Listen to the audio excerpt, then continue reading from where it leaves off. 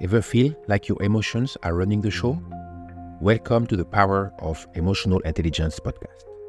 I am Marc Monteil, citizen of the world, founder of Intemotionnelle, and I'm here to help you build stronger connections, deepen self-awareness, and grow your resilience in today's ever-changing world. In each episode, we explore real-life insights, practical strategies, and inspiring stories to help you tap into the full potential of emotional intelligence. Whether you are aiming to excel at work, strengthen your relationships, or enrich your personal life, you are in the right place. Let's get started. And hey, don't forget to follow the channel, share it with friends, and give us a 5-star rating to help more people develop their emotional intelligence. Thank you for listening, and don't keep this journey to yourself. Welcome back to the Power of Emotional Intelligence, part 2 of episode 2. In previous episode, we explored self-awareness, one of the key cornerstones of emotional intelligence. But how do we put self-awareness into action, especially when our emotions run high? Have you ever struggled to receive feedback, felt misunderstood, or found yourself trapped in recurring conflicts? These can all be signs of low self-awareness, impacting not just our personal well-being, but also our relationships. In today's episode, we are going into the real-world application of self-awareness, focusing on its crucial role in our interactions with others. Discover how self-awareness transforms communications, builds stronger bonds, and empowers you to navigate challenging conversations with grace. We'll explore practical techniques like mindful communication, the art of receiving feedback, and managing emotions in heated moments. Plus, uncover the connection between self-awareness, character, and building a more fulfilling life. Join Maya and Leo as we continue our exploration of emotional intelligence. By the end of this episode, you will have actionable strategies to reinforce your relationships and deepen your understanding of yourself and others. Enjoy, and let's get started. It's remarkable how these simple shifts in awareness can have such a profound impact on our lives. Absolutely. And, we often talk about self-awareness as this individual pursuit. Right, like it's all about looking inward. Exactly. But it's actually deeply intertwined with our relationships. Oh, that's interesting. I hadn't thought about it that way. Yeah. How do our relationships shape our self-awareness? Well, think about it. We learn about ourselves through interactions with others. Okay. The way people respond to us. Mm-hmm. The dynamics that play out in our relationships. Right. Those can all offer valuable insights into our blind spots, our patterns of behavior. So it's like our relationships are holding up a mirror, Exactly. reflecting back aspects of ourselves that we might not see otherwise. That's a great way to put it. And the more we're willing to pay attention to those reflections, Okay. to be open to feedback from others, Yeah. the richer our self-awareness becomes. So those challenging relationships. Right? The ones where we seem to keep bumping up against the same issues. Yes. Those are the ones. Could those actually be opportunities for growth? Absolutely. Those are the relationships that often push us to develop our emotional intelligence. They force us to confront those aspects of ourselves that we might prefer to avoid. Oh, I see what you mean. It's like those relationships are our emotional gyms I like that. where we can build those self-awareness muscles. Exactly. But just like in a physical gym, those workouts can be uncomfortable at times. Oh, absolutely. And it's in those moments of discomfort that real growth can happen. If we're willing to lean into the challenge, Yeah. to be honest with ourselves and with others, we can emerge from those experiences with a deeper understanding of who we are Right. and how we operate in the world. This is making me think about the importance of feedback. Yes, feedback is crucial. You mentioned earlier that feedback can be valuable for developing self-awareness. It is. But how do we actually go about seeking and receiving feedback in a way that's constructive and helpful? That's a great question. First, it's important to choose the right people to ask for feedback. Yeah. Ideally, these are individuals you trust Right. and who know you well enough to offer honest and insightful perspectives. So not just anyone on the street, but people who have seen us in different situations and have a genuine understanding of our character. Precisely. And when you approach them, Yeah. be specific about what you're looking for feedback on. Oh, okay, good point. For example, instead of asking a general question like, what do you think of me? Right. You might say, I've been trying to improve my communication skills. Do you have any feedback on how I've been handling difficult conversations lately? Okay, so it's about framing the request in a way that invites specific and actionable feedback. Exactly. What about receiving feedback? Mm-hmm. That can be tricky, especially if it's not what we want to hear. It's definitely not always easy. Right. But remember, feedback is a gift. Oh, I like that. It's an opportunity to see yourself from a different perspective and Okay. identify areas where you can grow. I like that reframe. Yeah. Instead of getting defensive or dismissing the feedback, Yeah, we can view it as a valuable tool for self-discovery. exactly. And one way to make it easier to receive feedback Yeah. is to listen without interrupting or getting defensive. Okay. Just take it in Mhm. and then ask clarifying questions to make sure you understand the other person's perspective. So it's about being open and receptive, even if it's uncomfortable at first. Absolutely. And, one of the most powerful things you can do is simply to thank the person for their honesty. Oh, that's a good point. Let them know you appreciate their willingness to share their thoughts with you, Right. even if it's not always easy to hear. That makes sense. Hmm. It acknowledges the courage it takes to give honest feedback, It does. and it sets a positive tone for the conversation. But speaking of difficult conversations, Yes. what about those times when our emotions are running high? Right. How can we stay self-aware in those emotionally charged moments? That's a great question, and it's something we all struggle with. I know I do. In those moments, it's crucial to remember Yeah. that our brains are being flooded with stress hormones, Okay. which can make it difficult to think clearly or make rational decisions. So it's like our emotional brain is hijacking our rational brain. Exactly. And the first step to regaining control is to recognize that it's happening. Okay. Notice the physical sensations in your body. Like what? The racing heart, Yeah. the tight chest, Mm. the shallow breathing. Right. Those are all signs that your stress response has been activated. So it's about tuning into those bodily signals and acknowledging, okay, something is happening here. I need to create some space before I react. Precisely. And one of the simplest ways to create that space is to simply step back from the situation if possible. Okay. Remove yourself physically from the environment, Yeah. even if it's just for a few minutes. So if you're in a heated argument, Right. you might say, I need a few minutes to collect my thoughts. Can we talk about this later? Exactly. That gives you a chance to calm down and regain your composure. Hmm. And while you're taking that time out, focus on your breath. Okay. Deep, slow breaths can help regulate your nervous system and bring you back to a more balanced state. This is all starting to sound a lot like mindfulness. It is. There's definitely a connection there. Is there? Mindfulness is essentially about paying attention to the present moment without judgment. Right. And that's exactly what we're doing when we tune into our bodily sensations and notice our thoughts and feelings without getting swept away by them. Okay. I'm starting to see how mindfulness can be a powerful tool for developing self-awareness, It really can be. especially in those challenging moments. Absolutely. Are there any other mindfulness techniques that you would recommend? One simple but effective practice is to bring your attention to your senses. Okay. Notice the sights, sounds, smells, tastes, and textures around you. That's interesting. This can help ground you in the present moment Mm-hmm. and create a sense of calm. It's like we're shifting our focus from the internal turmoil to the external world, Exactly. allowing ourselves to recenter and regain our equilibrium. Precisely. Right. And the more you practice mindfulness, Yeah. the more it becomes a habit, Okay. a way of being in the world. Mm. You start to notice your emotions as they arise Mm-hmm. without judgment or resistance. Right. And that allows you to respond to them in a more skillful and compassionate way. This is all so insightful. I'm feeling inspired to incorporate more mindfulness into my own life. I'm glad to hear that. But before we move on, I'm curious to hear more about the benefits of self-awareness. Sure. You mentioned that it can help with success and well-being. It Can you elaborate on that? Absolutely. There's a fascinating body of research that highlights the real-world impact of self-awareness. Oh, wow.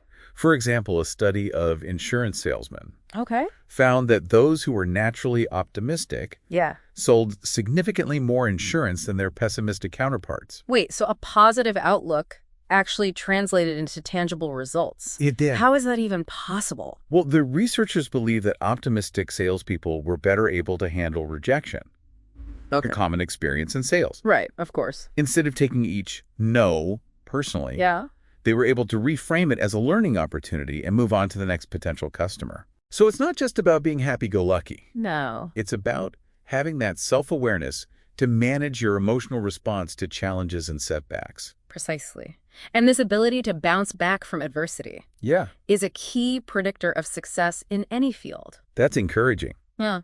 Are there any other studies that highlight the real-world benefits of self-awareness? There's a fascinating study that explored the link between self-awareness and leadership effectiveness. Okay. The researchers found that leaders who were more self-aware were rated higher by their employees in terms of things like communication, trust, and overall job performance. So it's not just about being a good manager. No. It's about being a good leader, someone who inspires and motivates others. Exactly. And that seems to be directly connected to self-awareness. Leaders who are self-aware are able to understand their own strengths and weaknesses. Okay. Which allows them to delegate effectively and build strong teams. Right.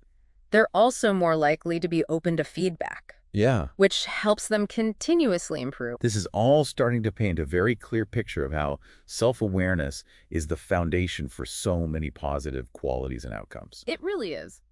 But I'm also curious about the flip side of this. Okay. What happens when we lack self-awareness? Right. What are the potential consequences? That's a great question. And while we focused on the many benefits of self-awareness, it's equally important to understand the potential pitfalls of its absence. Okay, let's delve into that. What are some of the negative impacts of low self-awareness? Well, one of the most common consequences is poor decision-making. When we're not aware of our own biases, motivations, and emotions, we're more likely to make choices that are not in our best interests. So we might end up sabotaging ourselves without even realizing it. Exactly. For example, someone who lacks self-awareness might consistently choose romantic partners who are emotionally unavailable. Wow. Because they're unconsciously reenacting patterns from their childhood. That's a powerful example of how our past experiences can influence our present behavior without us even being aware of it. It's true. Our past can have a powerful hold on us. What other problems can arise from low self-awareness? Another common issue is difficulty in relationships. Okay. When we're not attuned to our own emotions, we're less likely to be able to empathize with others or understand their perspectives. So it's almost like we're walking around with blinders on, oblivious to the impact we're having on the people around us. In a way, yes. And this can lead to misunderstandings, conflicts, and ultimately damaged relationships. This is all starting to make me realize how crucial self-awareness is, not just for our own well-being, but for the well-being of our relationships as well. It's interconnected. Are there any other consequences of low self-awareness that we should be aware of? Well, research suggests that low self-awareness can also contribute to stress, anxiety, and even depression. Really? When we're not in touch with our feelings. We're more likely to be overwhelmed by them. So it's almost like those emotions build up inside us because we don't have a healthy outlet for them. Exactly. And this can lead to a whole cascade of negative consequences for our mental and physical health. This is all very sobering. It really underscores the importance of making self-awareness a priority in our lives. It's essential. But I'm also curious, how do we know if we're lacking in self-awareness? Right. Are there any signs or red flags we should be looking out for? That's a great question.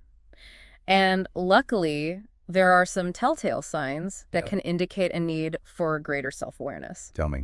For example, do you frequently find yourself getting defensive or blaming others when things go wrong? Okay, I think we've all been there at some point. We have. But if it's a recurring pattern, that could be a sign of low self-awareness. It could be. It might suggest that you're struggling to take ownership of your actions or acknowledge your role in a situation. That makes sense. Yeah. Are there any other red flags we should be watching out for? Another common sign is difficulty in receiving feedback. Do you tend to get upset or dismissive when someone offers constructive criticism? Again, I think we've all felt that sting of criticism at times. We have. But if we're consistently rejecting feedback, that could be a sign that we're not open to seeing ourselves clearly. Exactly. It might indicate that you're overly attached to a certain image of yourself. Okay. And resistant to any information that challenges that image. So a healthy dose of humility. Yes. And a willingness to learn from our mistakes are key ingredients in self-awareness. Absolutely. And there are other signs to watch out for as well. Okay. Do you often feel misunderstood or like people don't get you? Do you struggle to articulate your feelings or understand why you react in certain ways? Okay, those are all starting to sound very familiar. I think there's a bit of all of us in these examples. That's true. Yeah. And it's important to remember that self-awareness is a spectrum. Right. We all have areas where we're more self-aware. Yeah. And areas where we have room for growth. Sure. The key is to be honest with ourselves about those areas and committed to the ongoing process of self-discovery. Well, this has been an incredibly insightful continuation of our exploration into the world of self-awareness. I agree. We've explored its role in our relationships, Yes. the importance of feedback, and the potential pitfalls of low self-awareness. It's all connected. And we've also touched on some practical techniques for navigating those emotionally charged moments Yes. and cultivating greater mindfulness in our daily lives. Absolutely. Essential practices. Before we move on to the final part of our conversation, Okay. I want to leave our listeners with a thought-provoking question. I like it. Think about a recent situation where you felt triggered or overwhelmed by your emotions. How might a greater sense of self-awareness have helped you navigate that situation differently? That's a powerful question for all of us to reflect on. We'll be back shortly to wrap up our conversation and explore some final insights on this crucial pillar of emotional intelligence. That question about how self-awareness could have changed a recent situation, Right. it's really got me thinking. Yeah, it's powerful. It highlights just how essential this skill is. Absolutely. Not just for personal well-being, Right. but for navigating... The complexities of our modern world. Exactly. In today's fast-paced, hyper-connected environment. It's easy to get swept up in the external noise Yeah. and lose touch with our internal compass. That's true. Self-awareness is what allows us to pause, Right. reflect, Have space. and make conscious choices that align with our values and aspirations. And you know, this whole conversation has really underscored for me the interconnectedness of emotional Oh, intelligence. totally. We started with self-awareness. Yes. But it's clear that this is just the first piece of the puzzle. It is the foundation.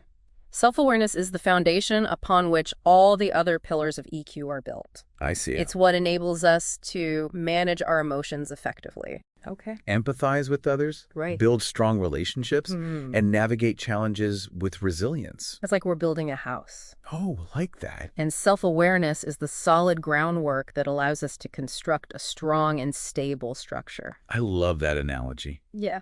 And as we continue our exploration of emotional intelligence in future episodes, Yes. we'll delve deeper into each of those pillars, Can't wait. understanding how they all work together to create a more fulfilling and meaningful life. I am already looking forward to those future conversations. Oh. But before we wrap up this exploration of self-awareness, Yes. I want to circle back to something you mentioned earlier. Okay. The connection between self-awareness and character. Right. Character. It's essential. Can you elaborate on that? Of course. Self-awareness is not just about understanding our emotions. Okay. It's also about cultivating those qualities that make us good human beings. Qualities like honesty, Right. integrity, Yeah. compassion. And responsibility all stem from that ability to know ourselves deeply and to act in alignment with our values. So it's not just about feeling good. It's about being good. It's about being good. That's a great way to put it. Self-awareness is the foundation for ethical decision-making, for treating others with kindness and respect, for building a world that we can all be proud of. This has been such an eye-opening conversation. It has. I'm feeling inspired to continue this journey of self-discovery I'm glad. and to cultivate greater self-awareness in all areas of my life. That's wonderful to hear. And remember, it's an ongoing process, Of course. a lifelong adventure of getting to know yourself better. Well said. And for our listeners who are feeling inspired to embark on their own journey of self-awareness, Yes. what's one final piece of advice you would offer? Start small. Okay. Pick one technique that resonates with you, whether it's journaling, mindfulness, or simply taking a few moments each day to check in with your emotions Yeah, and commit to practicing it consistently. I like that. You might be surprised by the profound impact even small changes can have over time. That's a great reminder that self-improvement doesn't have to be overwhelming. We can all take those small steps Right? that lead to big changes. Absolutely. And remember, Yeah. be patient with yourself.